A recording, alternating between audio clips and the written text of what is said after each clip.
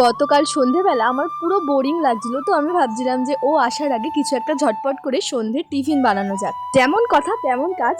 তাই ঝটপট করে একটা গামলার মধ্যে খানিকটা ময়দা নিয়ে তার মধ্যে পেঁয়াজ কুচি, লঙ্কা কুচি, একটা ডিম ফাটিয়ে নিয়েছি আর পরিমাণ মতো লবণ দিয়ে অল্প অল্প করে জল দিয়ে হাতের সাহায্যে ভালো করে এটাকে মেখে নিচ্ছি, যাতে একটাও এর মধ্যে কোনো লাম্পস না থাকে।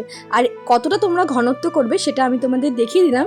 ঠিক এই থিকনেসে তোমরা একটা ঘনত্ব করবে, যাতে ব্যাটারটা খুব মোটাও না হয় আর পাতলাও না হয় আর সহজেই উঠে আসে। সো তাহলে চলো ঝটপট করে এটা বানিয়ে নিই। এটা বানানোর জন্য আমি একটা ফ্রাইং প্যান ইউজ করছি। তো প্রথমেই ফ্রাইং প্যানে সামান্য পরিমাণ তেল দিয়ে হাতার সাহায্যে এই ব্যাটারটাকে দিয়ে দিতে হবে। আর একটা কথা, গ্যাসের ফ্লেমটাকে একদম লো রাখতে হবে, যাতে এটা আস্তে আস্তে কুক হয়ে যায়। আর এইভাবেই এক পিঠ হয়ে গেলে আর এক পিঠ উল্টে নিয়ে আস্তে আস্তে তোমাদের প্রত্যেকটা রুটি এক এক করে ভেজে নিতে হবে।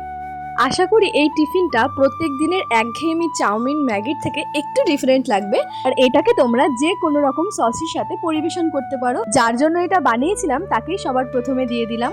আর আজকের এই টিফিনটার নামটা তোমরাই বরং কমেন্ট সেকশনে লিখে যাও। বাই।